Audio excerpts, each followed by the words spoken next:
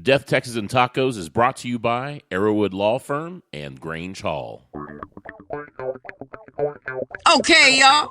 Everyone sit down, shut your damn mouths, and open up your ears. Because it's time for Death, Texas, and Tacos with my boys, Brad and Barry, the Klinge brothers. You know what? A lot of people think I'm an asshole. And you are. Jason Warden. Oh, crap. And the OG ghost brother himself, Mr. Steve Harris. Hey, is anybody hungry? Have y'all ever wondered what it would feel like if the paranormal got kicked in the balls? Well, you're about to find out. Welcome to Death, Texas, and Tacos, the only podcast out there that gives the paranormal world a well-deserved wedgie. Well, we got a lot of stuff to talk about today, but I think we're going to go around the table here first and see what's going on. It's a pleasure to see actually Steve Harris in the house. What's been going on with you, Steve? Cutting grass. Me too, man. Yeah, Cutting lots Cutting of damn grass. Man, landscaping, mulch. I've been doing it all, man. My backyard looks badass, though. I want to go back to work, man. It's like projects every damn day. that cleaning the garage. Did that. Cleaning bathrooms. I put lights up in the closet this morning. I mean, I'm still working and everything, but I mean, I don't know how long, man. These contracts, these companies are starting to go, we got to kind of hold back and see what's going on, and so no one's safe from this stuff. So I'm just waiting for the bottom to fall of that too. But whatever. I'm waiting for this thing to finish too because I have 5 dogs and I've already taken one to the hospital. You've already eaten one? Yeah. That's what I thought it was going. I've already eaten one. I got 4 now. How'd he taste? I got 2 down and I got 3 The big left. one or the little one? The one that more meat or little meat? That's emergency reserve. No, just play. But I've taken one dog to the hospital and that's almost $10,000 right there. Whoa! What's wrong with him? He had cancer, or he had like a tumor, and they had to actually take the tumor out. I hate to say, I know. $10,000. I know almost. How much did you buy the dog for? No, it was. We didn't. I didn't buy it. I got a $2 shotgun shell that would have solved that real quick. Ooh, $10,000. God damn. Yeah. Oh, well. What kind of dog is it? It was like a York. Was? No. It was. I was trying to think of the name of the dog. It was. It's a Chihuahua Yorkie mix, I think. Okay. Chorky. Yeah. Or your Yawawa.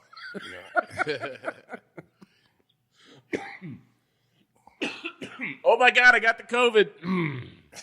That's another thing. It's like every time you cough, it's like cough. It's just allergies. There's oak pollen everywhere, and I'll cough and sneeze stuff, and you feel so guilty coughing and sneezing. People like, giving you. I was in HEB the other day, and I was going down the aisle, and I had to cough.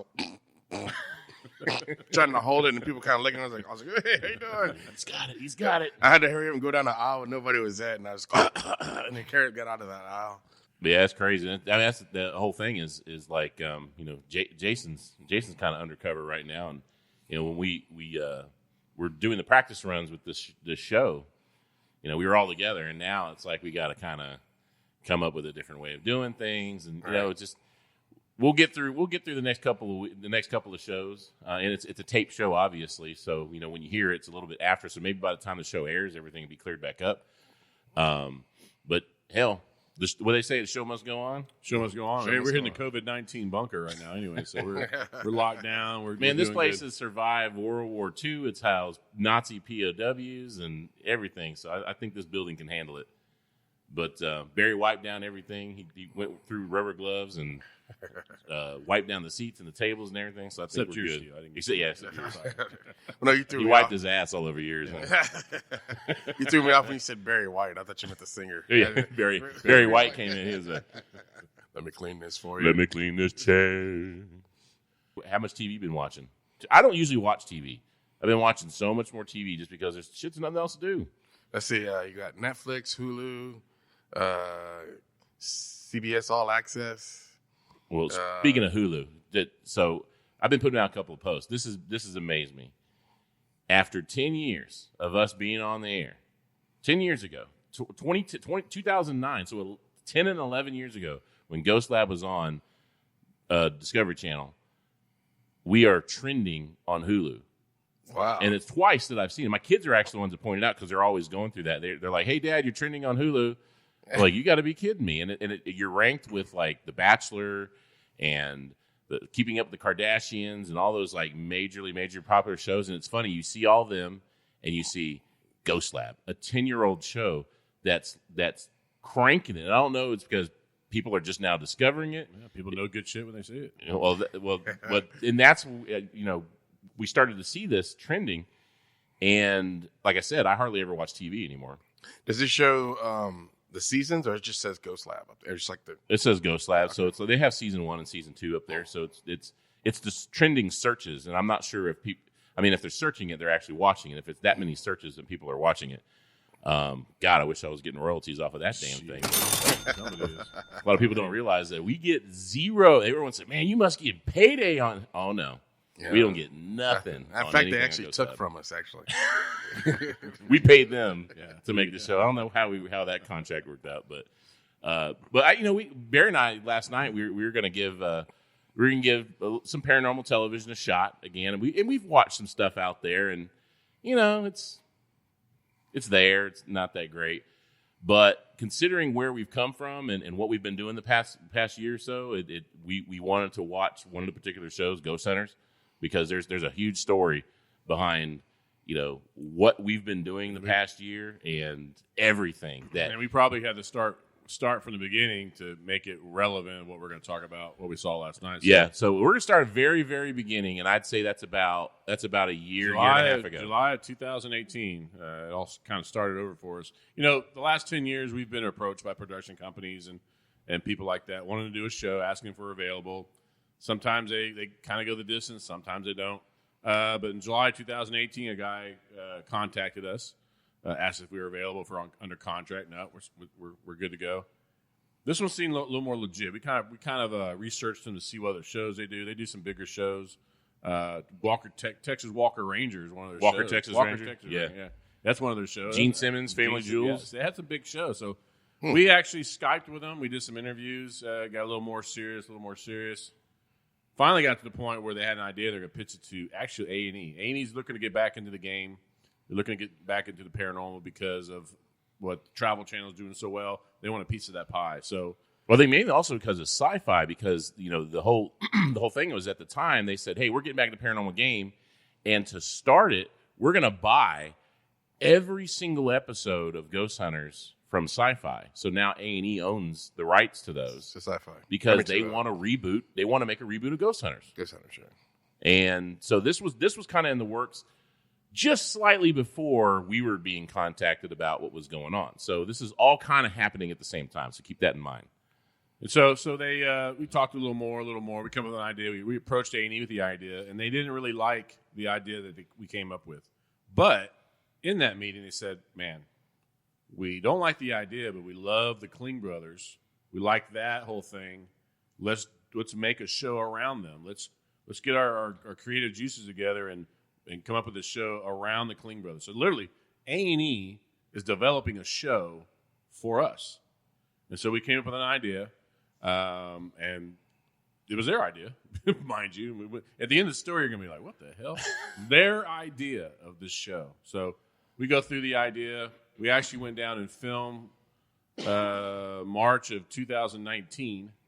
March right? 1st, 2nd, and 3rd. So over a year ago, we actually went down to some places here in Texas and filmed a pitch video. This pitch video was going to be presented to A&E. Hey, here's what the show is going to look like. Let me rehash this. It was A&E's idea of the type of show. They developed this thing around us, gave the production company money to say, go film this show, and then show it to us so we can see it, right? Mm-hmm. So they did that, and then A&E saw it. So basically, they developed it, and they were paying for what they wanted to see. Right.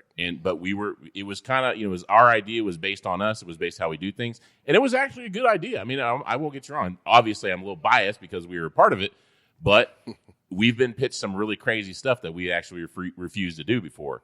This was one that said, hey, this thing's got some merit. But so I just want to reiterate that point. They developed the show for us because it's going to get crazy here in a little bit. So it went back and forth. They actually gave notes. Hey, do this better. We want a scene that shows this more. So they're literally giving notes to our production company to make the video better. A&E is. The executives at A&E are giving these notes. So all said and done, they come up with the thing and present it to them. They love it. And they've seen this video all along the way. It wasn't like something that just showed up. They were just surprised by it. They love the idea. They loved it. It's all based on how Ghost Hunters does. Mm-hmm. They did this huge promotional campaign. Tour buses in Times Square, just billboards everywhere, radio play, TV play, talk show, New York, LA, like all the big cities, all the big advertising that you see for it, they threw millions they threw into to getting Ghost Hunters up to where they want it to be, because they're literally throwing all their eggs in one basket. There's some other shows like Psychic Kids. There was some this psychic show that was coming out. And that's part of the story. So there's other shows coming around to it. Ghost Hunters is the flagship. That is the meat and potatoes of this paranormal movement. Mm-hmm. And so, boom, we were in Michigan Paracon, August of 2019. We're up there, and some of the Ghost Hunters, like Grant was there, and some of his friends or whatever. Well, that's the weekend that the show's coming out, or that week when we were there. That was a premiere of Ghost Hunters, which was what we were waiting for. They told us, this is from, let me reiterate, this is from A&E executives saying to us, whatever, if Ghost Hunters do well, you're going to do well. Did Grant and them know that you guys were about to be part of the A&E family? Yeah. So that they came up to you guys and... Grant was at the table next to us, and he was. We were talking about it, and we were wishing each other. We wanted Ghost Hunters to do well. But A&E saw all the different edits that were being sent by the production company. They whittled it down. They were making notes about, we want to see this, we want to see that. They got it finite down to a perfect thing that they wanted to see, and everybody was excited. We were on calls with the executives at A&E. The number 2 person at A&E, the person who makes all the decisions. Was this is one of the greatest things I've ever seen. This is going to go the distance, and we're gonna pair you, or we're going to couple you with Ghost Hunters, and we're going to own the paranormal on TV. Mm-hmm. So we're like, obviously, we're pulling for Ghost Hunters. Right. Just like he said, their exact words: "They do well, you'll do well." Right. Okay. I don't agree with that. I really think that we can hold our own, and that was fine. I didn't want to be someone's bitch, but that was the game we had to play, so fine. So we're pulling for Ghost Hunters. Michigan Paracon. Barry's taking a dump in the bathroom of the hotel room. I'm actually taking a shit. I'm in the shitter, and I'm reading the every day the night before the ratings come out, and it came out and they did well. It was like, I forget what it was, 0.3 something. In fact, the ratings have done a little different, than they were back when we had Ghost Lab. They actually count 3 days of DVR. So there's whatever comes out initially, that tally is actually added to 3 days later. So you can actually get a bigger score. But their initial score was actually very good. I was going to say, in the point system, what's rated as good? Like 0.1, 0.2, or... So you want to compare Ghost Lab? Yeah. So when we were in Ghost Lab, we were getting 1.1s, 0.9s, 0.8s. If a show got that today, that's phenomenal. The best shows on TV today are getting 0.3s. The best ones are 0.6s. Best shows are like 0.6. And we were averaging 0.6s. And that's like unheard of, the 0.6s. But back then, the scale was higher then. Also, when we they didn't count DVR. You had to watch it when it aired. Yeah, I remember that. Yeah. Now, the difference is, so say a show comes out and gets a 0.1. Well, 3 days later, let's say they jump it up to a 0.3. Their official score is a 0.3. We didn't have that luxury. Whatever that night was, if you got a 0.1, that's what you stuck with. And so if you're against the World Series or Jersey Shore, which we were, and we were still pulling high ratings. So we were like 0.3 and change when we got canceled. So I'm proud of our ratings, and obviously, with the streaming, the trending on Hulu still as of today, it shows you it was a good show. 10 years later, but we're not really here to talk about Ghost Lab. We're not bitter about what that was 10 years ago. And we're talking about these things that are happening now, and now we got this great new show, but we're reliant on Ghost Hunters to do well when they air. So back in the shitter, I yell, Brad, "Oh, Brad, hey, they got this number. Oh, yeah. Hold on a second. Okay, yeah." So we're happy. We're excited. We go down to the convention floor where all the tables are and all the people are at. The buzz is really cool. We're actually talking to our production guy in L.A. He's excited. We're talking to another A&E representative. He's excited. But they say, we're like, well, I guess we're in. No, we're gonna wait another week. We're gonna see what they do next week. So here we are, like crap. And this, like I said, we're what over a year. By that time, it was between March and August. Yeah, a year and a half into this thing, and now we got to wait another week. Well, between March and August is when we actually filmed the sizzle. But yeah, a year and a half from when we started the whole process. And so here we go. And so longest weeks ever. So now it's wait till another week. So the next week comes. I can't remember exactly, but I think they went down. They went down a little bit, but it was still okay. Like about a 0.1, 0.2. But in the network world, that's huge. Even the word down is not good. It's a bad word. They want you to stay the same. They want you to hold the audience, or they want you to gain audience. If you lose audience, I don't care how small it is, that's not good. So here we go. Now we got to wait another week. And Barry and I knowing the game, we're like, wait another fucking week. It's like week after week, now we're waiting. So and now they're going down and down and down and down to a miserable low. Bad.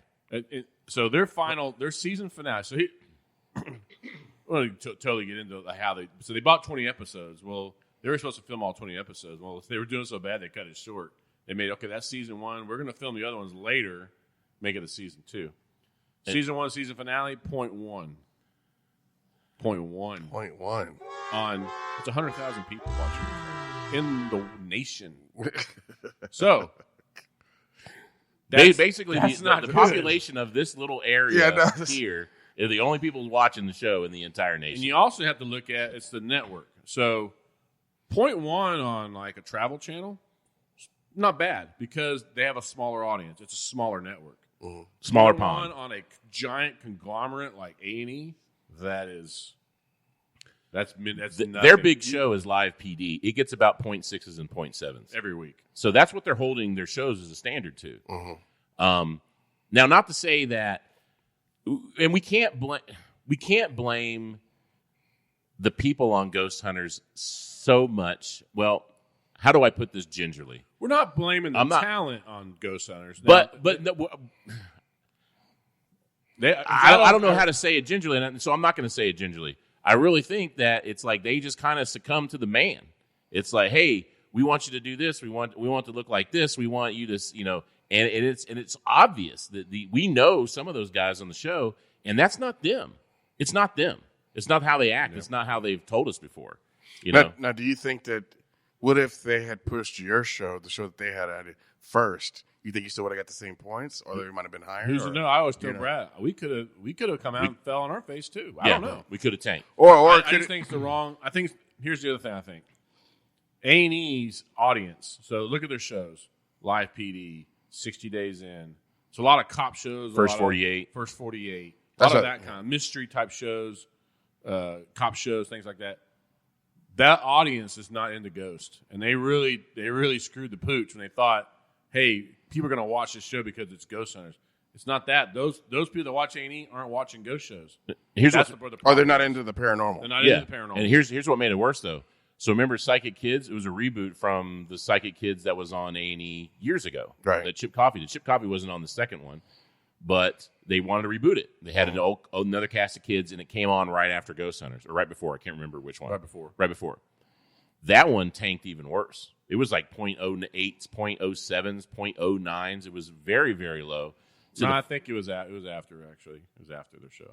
Okay. Well, regardless, they did worse. It was same night. Yeah, they got lower score, and they got canned before all the shows even aired. Now, let me give you one that's even worse than that.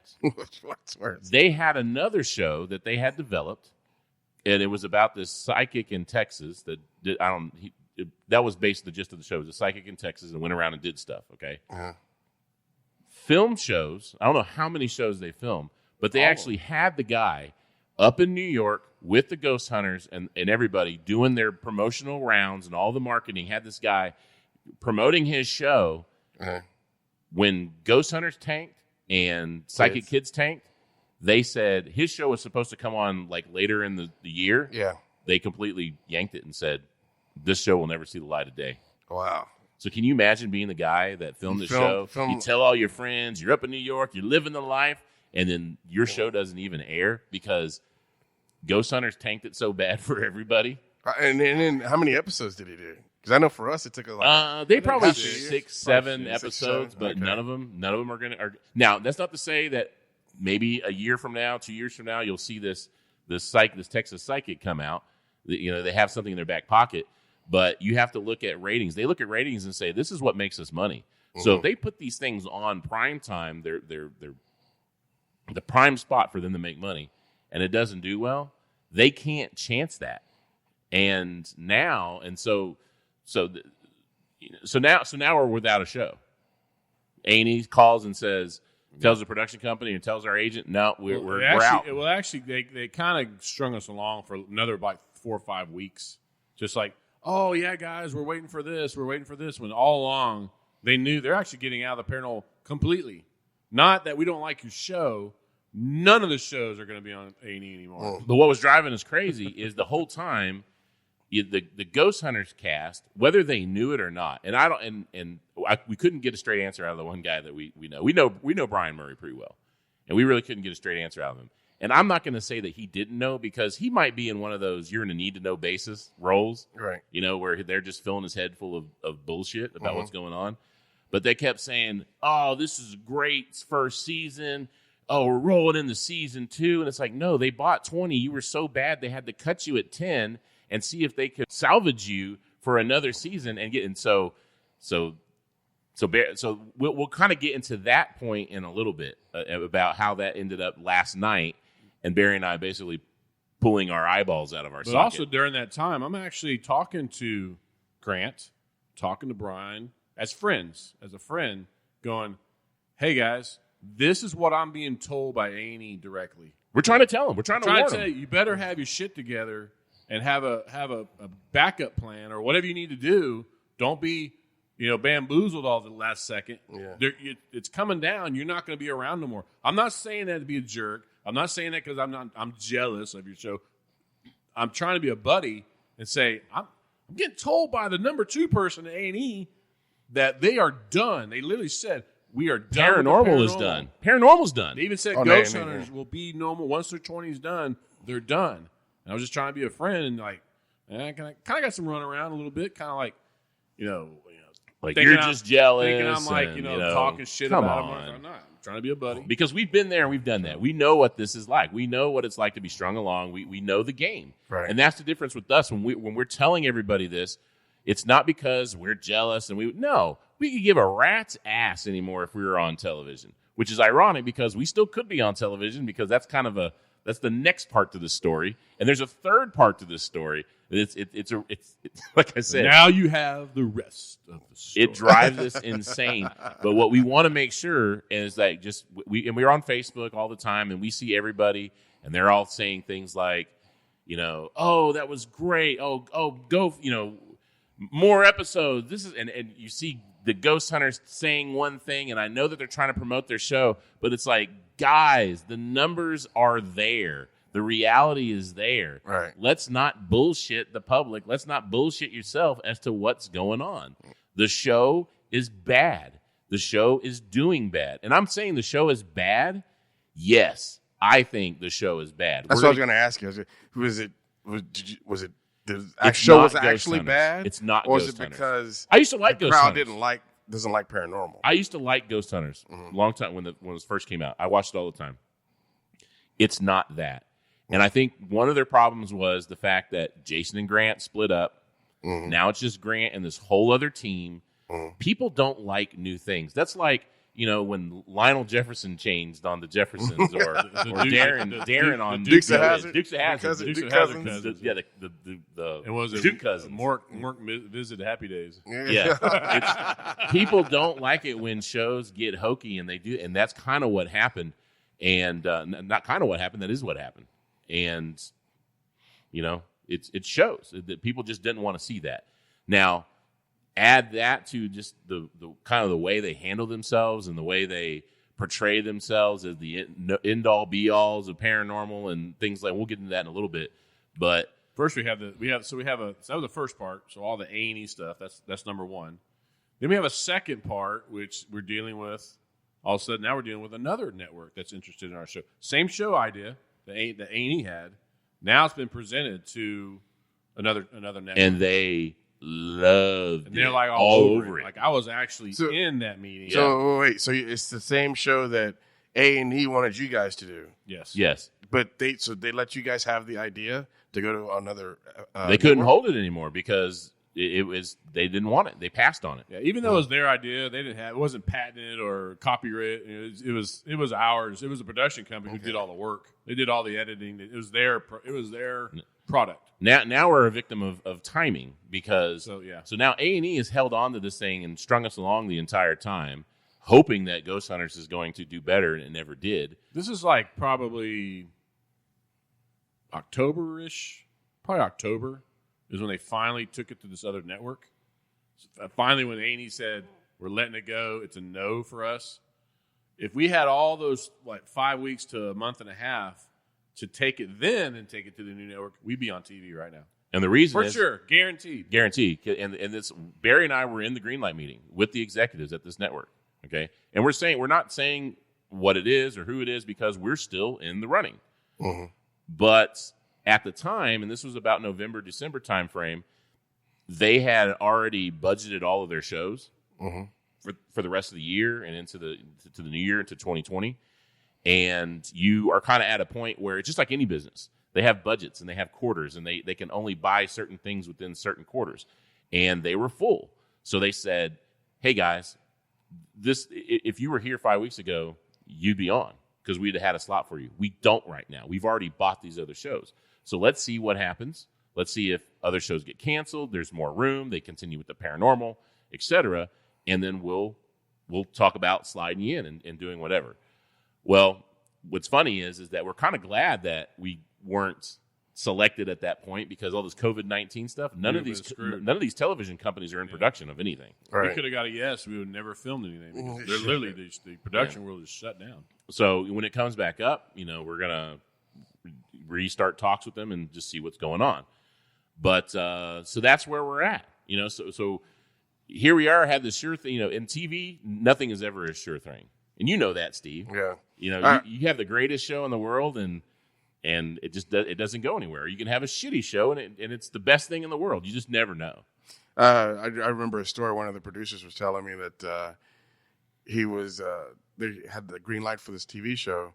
He got on a plane, took off. As soon as he landed, they canceled the show. He had to get back on the plane. He never left the airport. Came back home. Yeah, I believe it for sure. But now. And that's kind of why. So all that stuff happened. That's why we're sitting here right here today, is we said, hey, we still want to be out there in the public. We still want to, do all that. But the whole ghost hunting thing, the investigation part, not that we're never going to do that again, but it's kind of like a chapter of our lives. We want to move on to what's next. And the podcast, in fact, we did a podcast years and years before we even had a TV show. We had a podcast or like a radio show. Yeah, the Cold Spot. Cold Spot, and of course the Mutiny. People remember the Mutiny.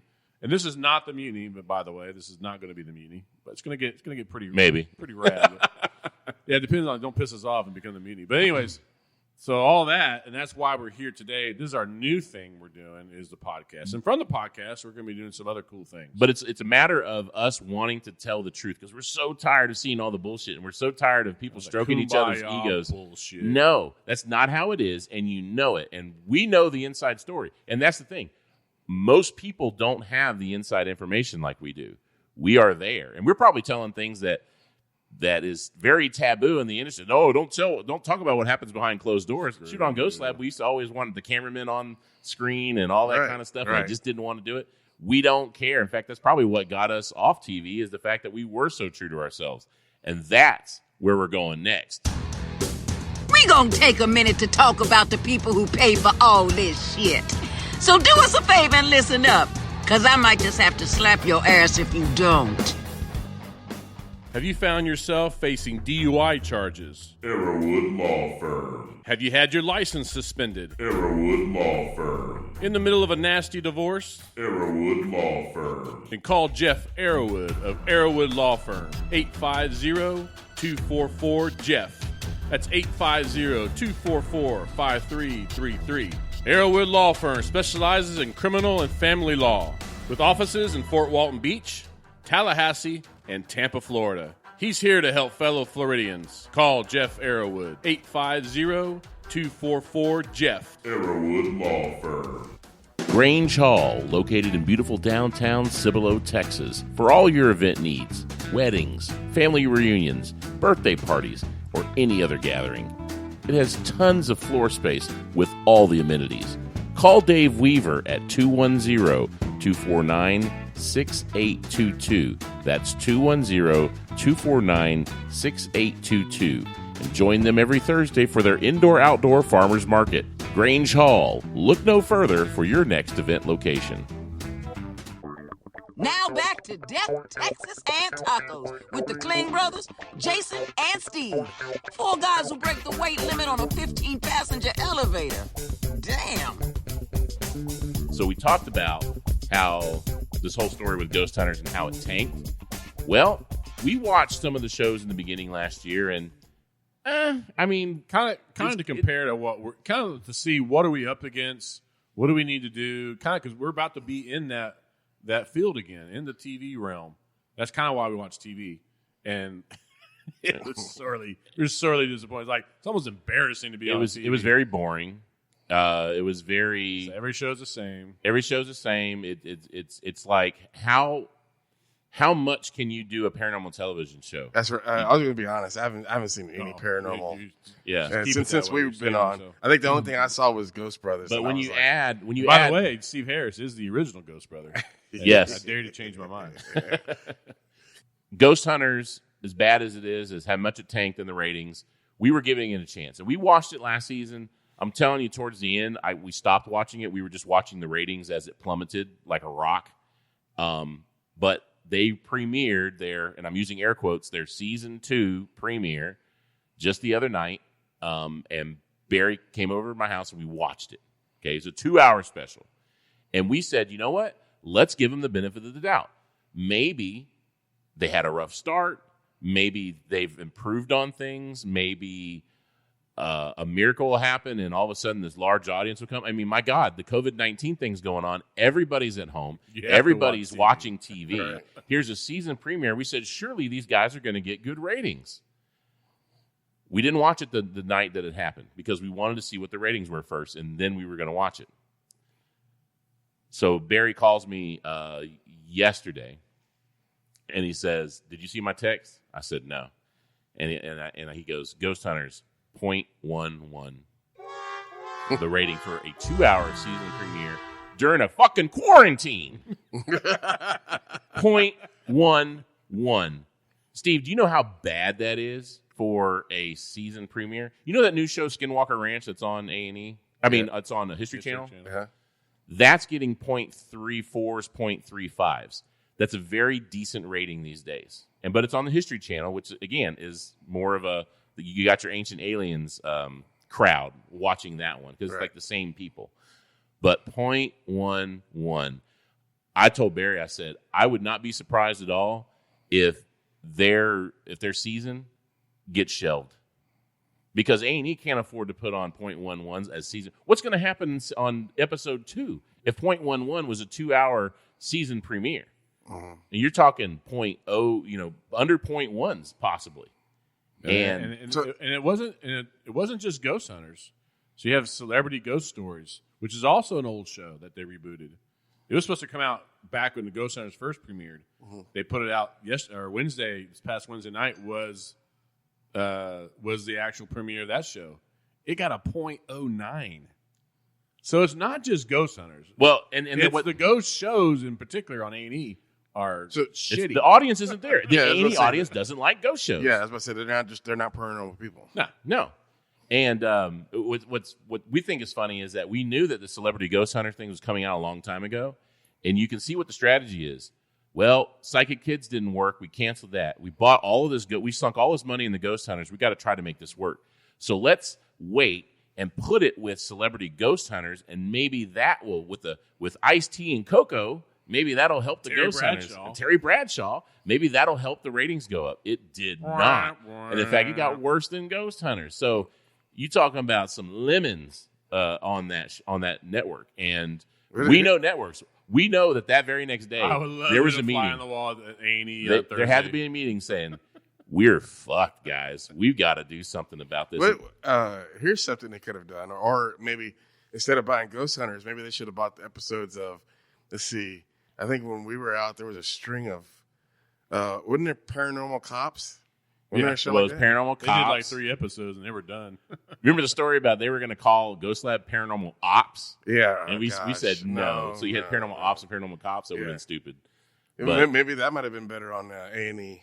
It could. I mean, there are some other shows that has like a detective on it, but whatever. It's just I don't think the paranormal is. I mean, you had what's their faces? Paranormal State that was on A&E. I remember that. Did fairly well, right? But it was more of a drama-ish type show, and it was more of an A&E style show. Right.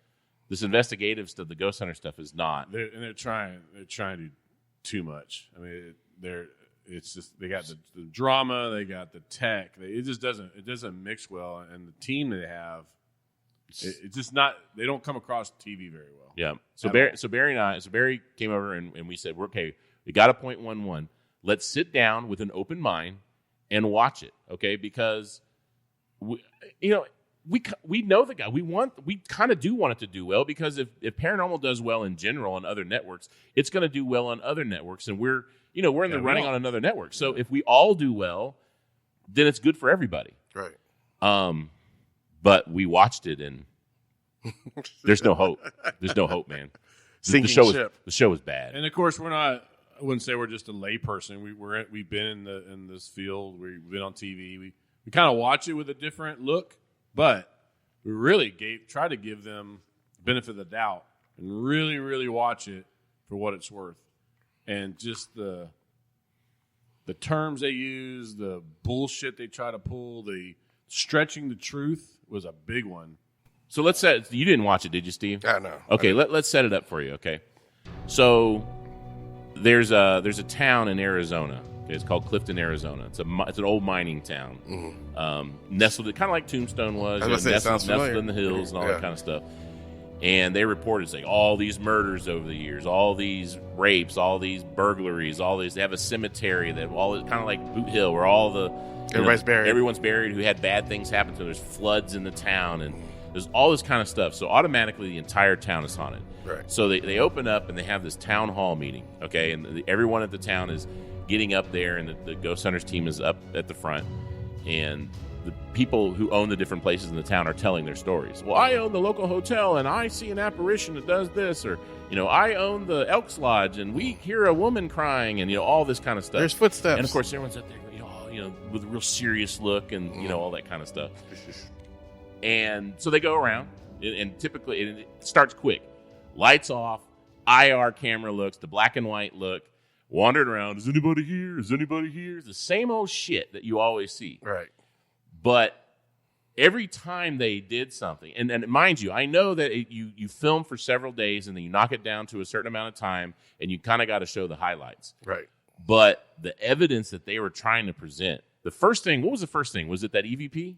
Little girls. Yeah. Here or So they're on the stairs. And reported kids. One girl has his headphones on, and she said, "Is there anyone here?" Something like that. No, any children? Any children here? Something like that. And she goes, "Oh my God!" And what happens is you can see that when one reacts, the others react. They're like, "Yeah, I think I heard that too." It's that whole where everyone all of a sudden heard the same thing. Well, she goes, "I heard a girl that says no. I heard a voice that says." Little girl here. Little girl here, but it was a gruff voice. I actually wrote it down here. Yeah, so Barry took notes. It was so bad, Barry. I told Barry, pull out your phone and take notes on this. Yeah, little girl here. Little girl here. They played it back. This is what it sounded like.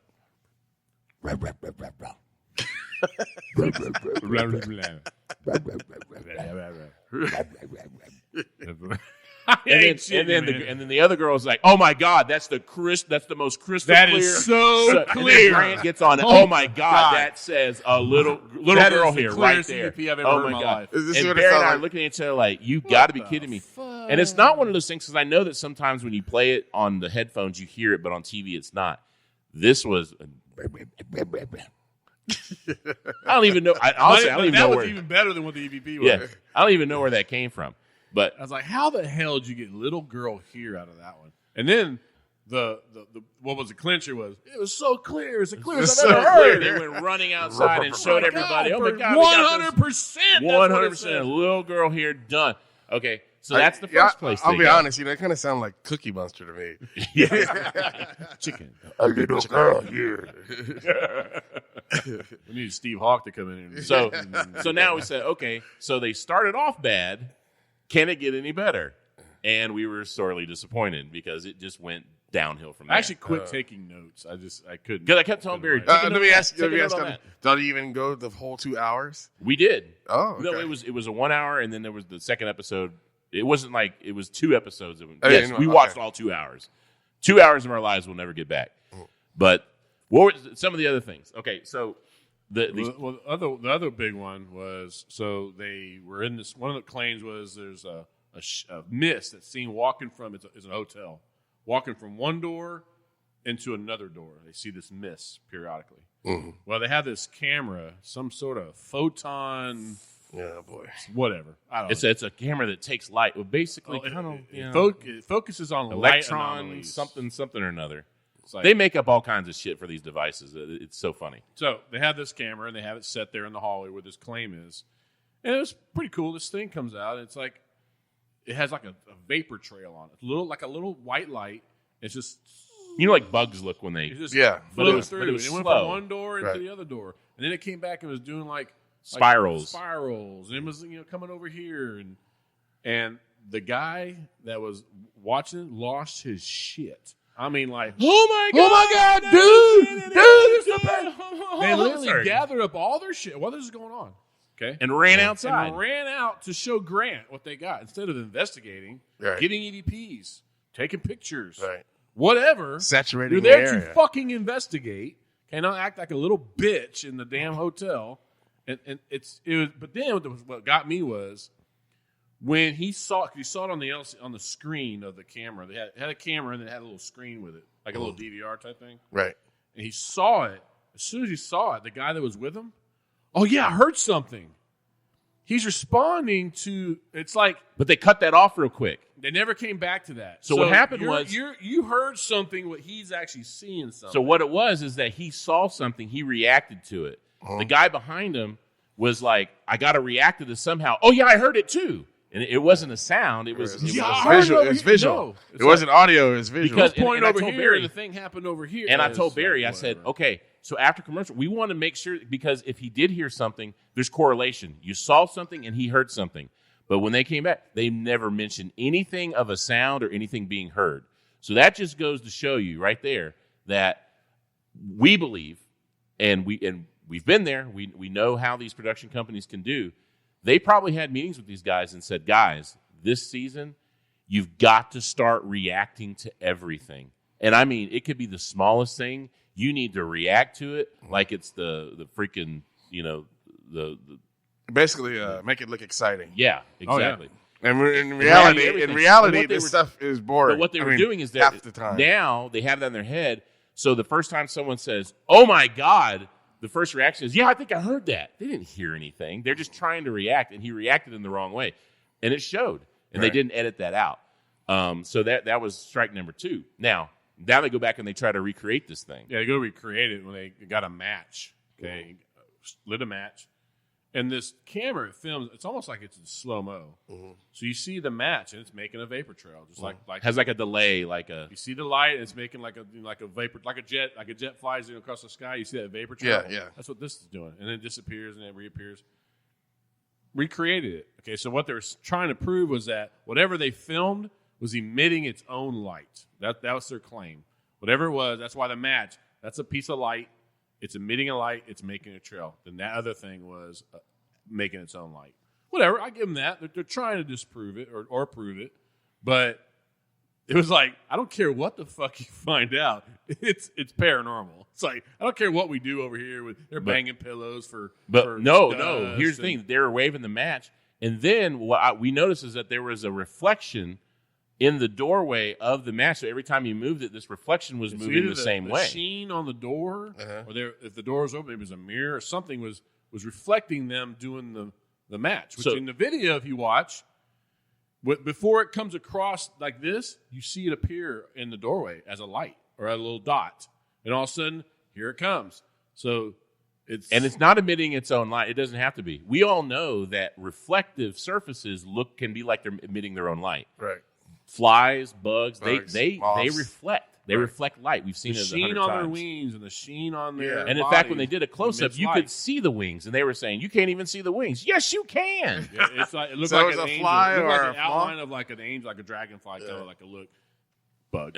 And also, bug. it's like you never know who's behind them with some sort of light source that's making this camera reflect off of something that's coming through. So if you have a light source coming through and a bug comes through to reflect that light, it's going to show. And it flew just like a bug, spiral, like a moth, like that. Flies do fly. You watch a fly, it does that. It flies in spirals. It flies erratically. It's not, just hovering. But they acted like the fucking headless horseman rode his horse out of that fucking door by the way they were reacting to that.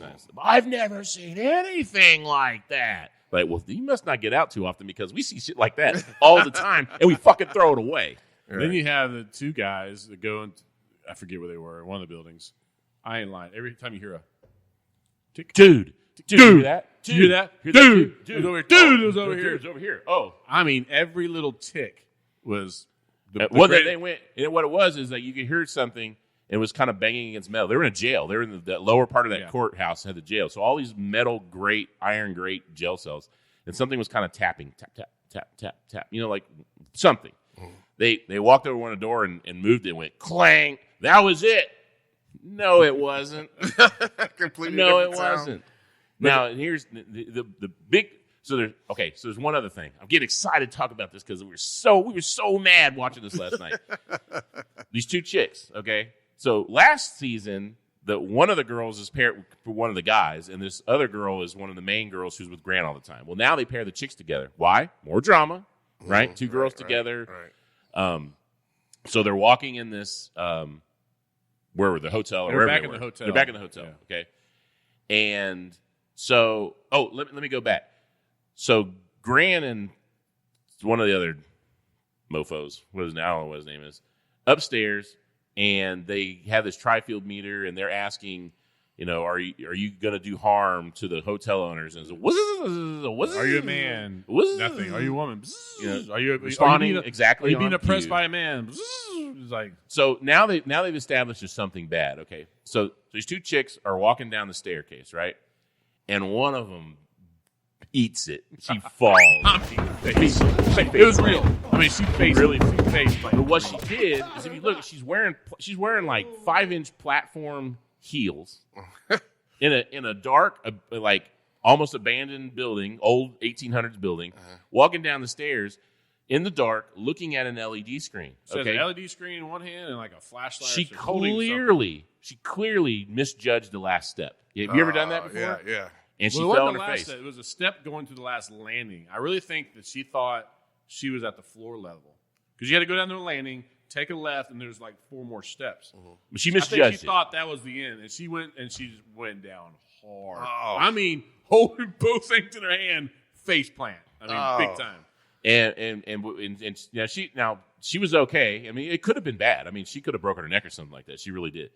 But you can tell with the way she fell forward, and that's what's going to happen. What's funny is Barry did the same thing when we were filming the thing for A&E. Exactly. At a house we were at.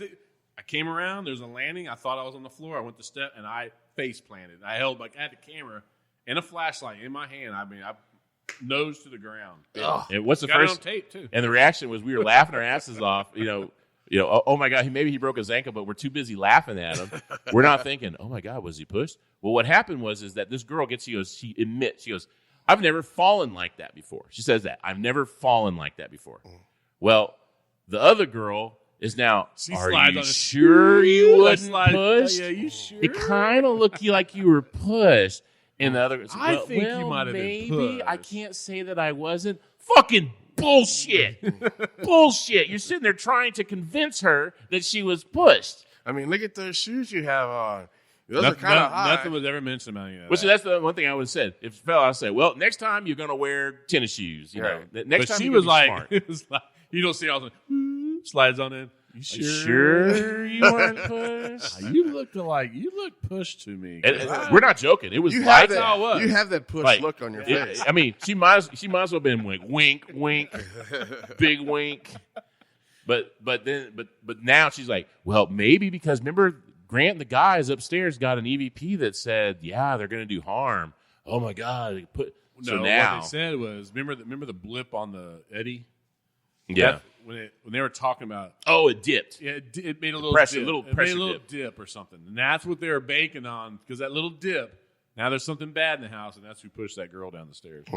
It's like, and so now the piece de la resistance, the creme de la creme, the icing on the fucking cake.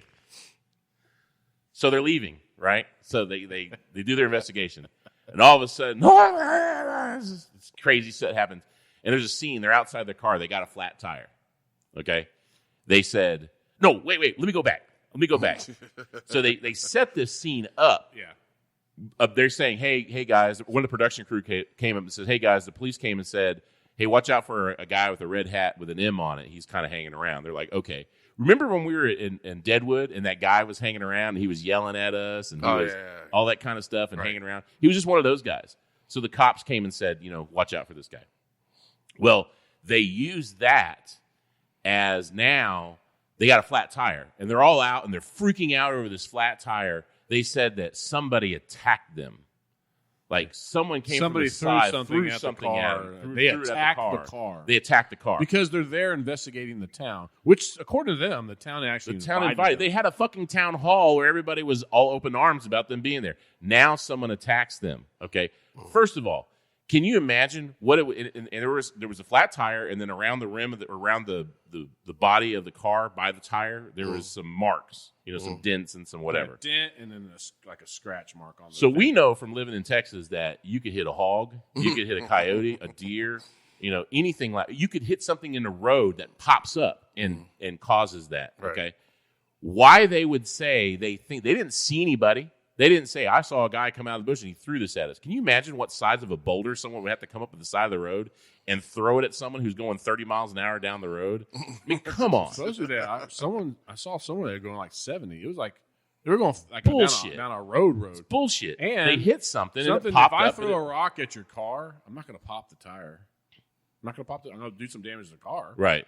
You're not going to throw it at your the tire popped. Yeah. So you hit something with your tire. It spun it up into the wheel well. It caused damage. I mean, I go out to my truck right now and look at my back.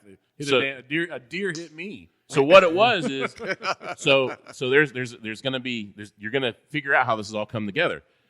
So the producers set up that little scene because someone came and warned them about that.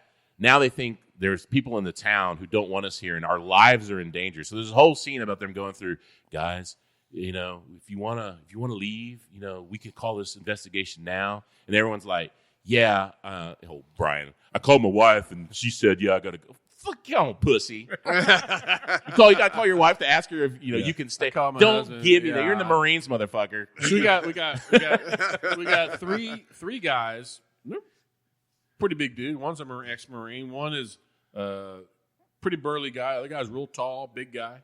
All of them, I'm going to hold back. I feel endangered. I'm going to hold back.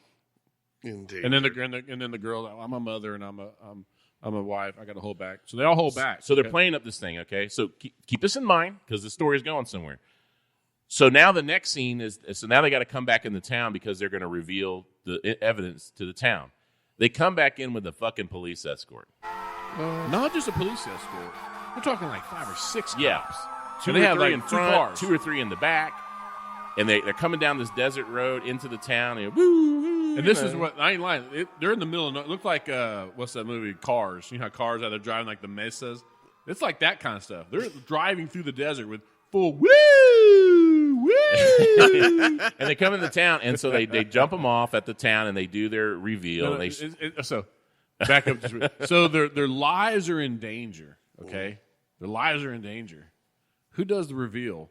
The weakest guy on the team and the redhead who fell down the stairs.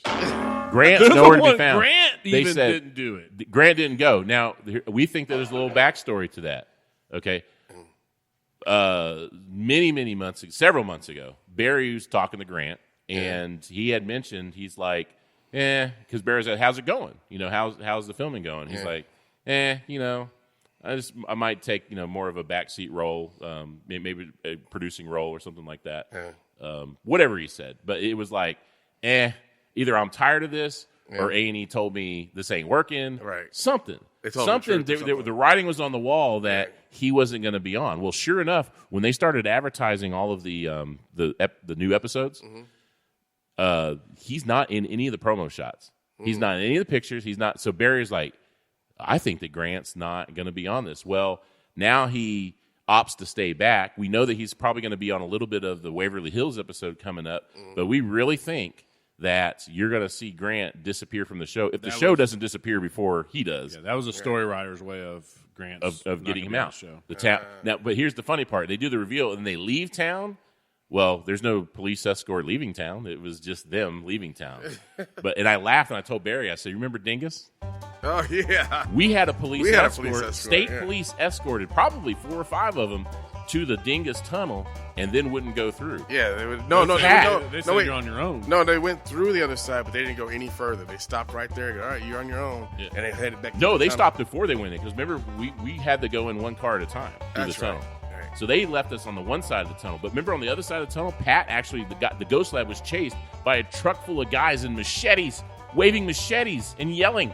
Well, no, Pat said that because he did. I think he laughed at them doing something. They were pulling a stump out of the ground with a truck or something. No, they're pulling it out with some ATVs. Yeah, but they chased the Ghost Lab with machetes. You talking about your lives in danger. We were in Hillbilly, USA, the backwoods of West Virginia. Oh, and by the way, I remember nothing. So no cell phone service. No cell phone service. Satellite. No, that road was 70 miles long. Remember what the cop said to us in the parking lot about you? Oh, no. It wasn't a cop. It was a Pat was at, I remember this story. He was at the gas station, and he was filling up the Ghost Lab. And a car rolled up, and he goes, hey, you got any brothers on the show? And, Pat, yeah, we got Brad and Barry. And he goes, no, brothers. Point to his skin. Point to his skin. And he goes, oh, we got Steve. He goes, keep them close. I was like, keep them close. Yeah. I was like, well, then you heard the stories in Dingus about it was like, killing blacks was like a pastime. No, but then after that, right after Pat told me that story, I remember, I think it might have been Al, our executive producer, came up to me and goes, hey, Steve, during this episode, why don't you stay close to Brad and Barry on this one? I was like, what?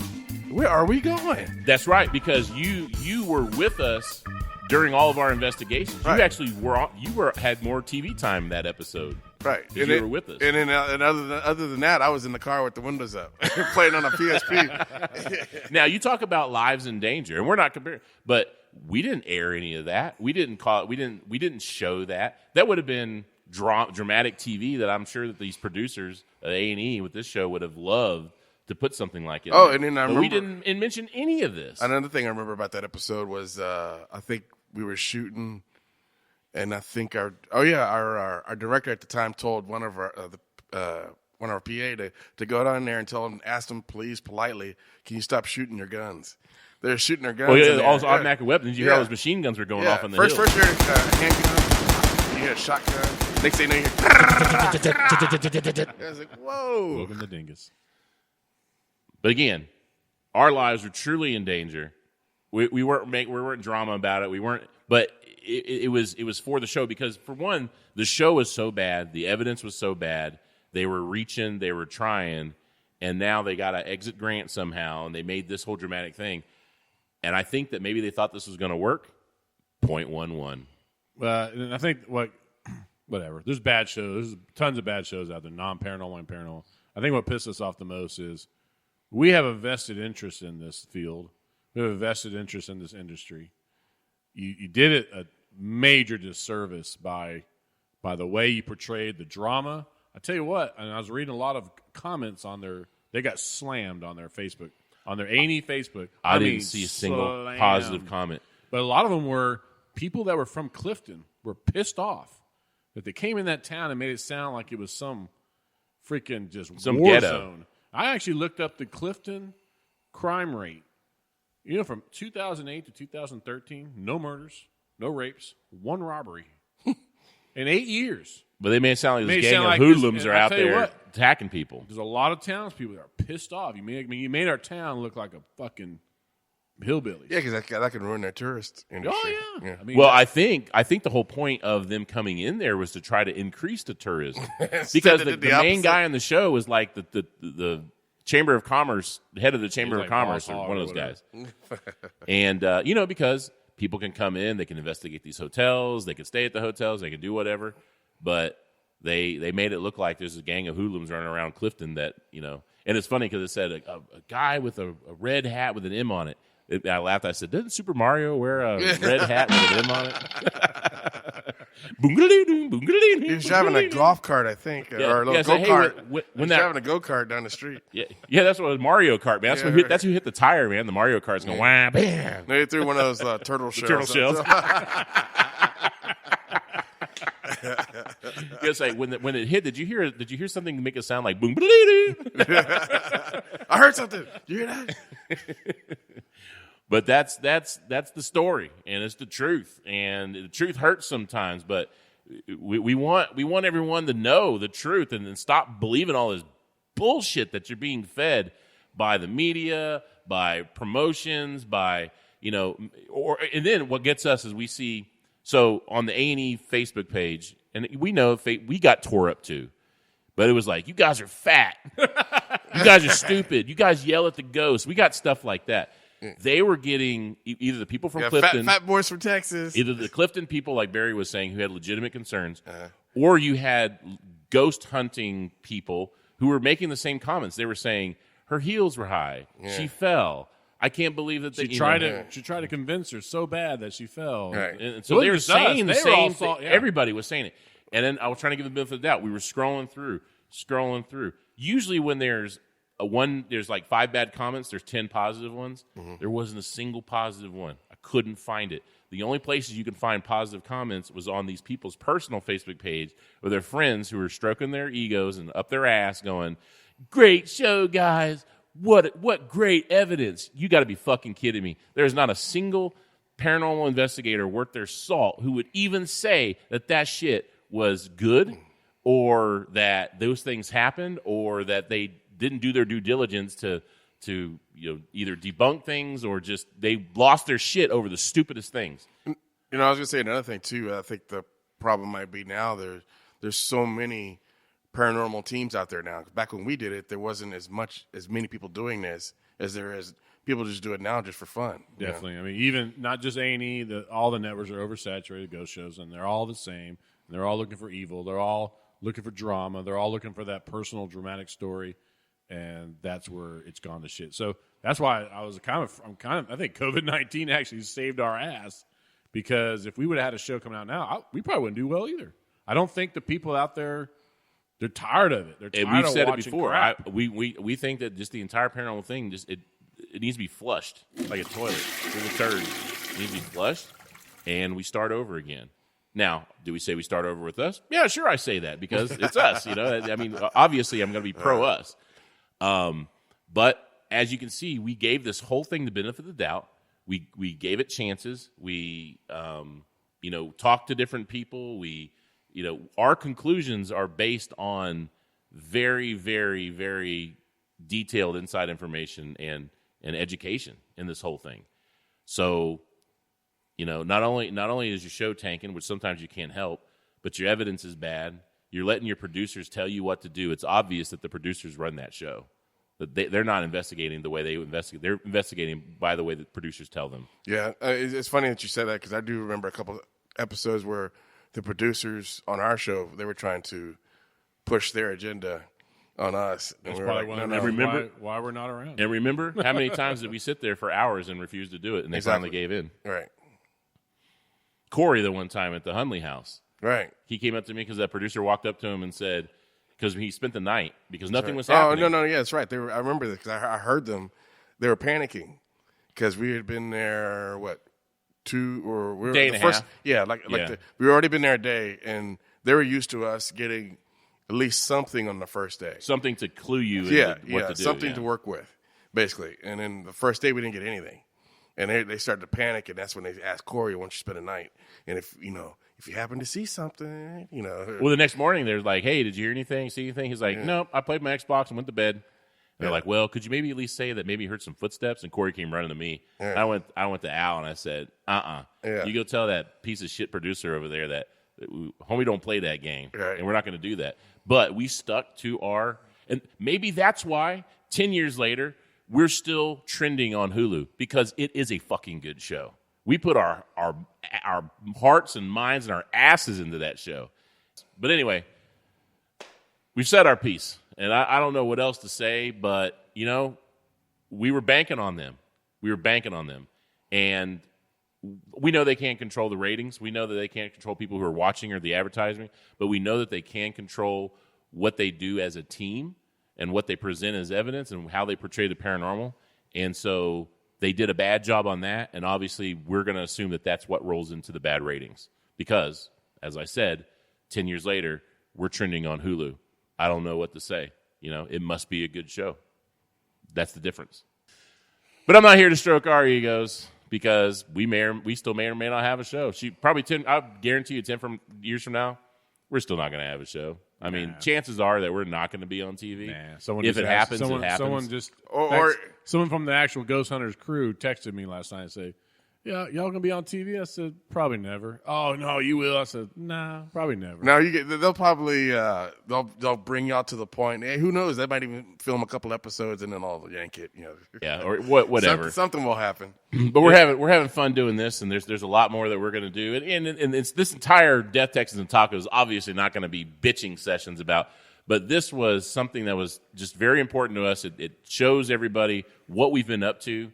And it shows everybody, what the industry is doing right now, and this is why we are on radio. Yeah, exactly.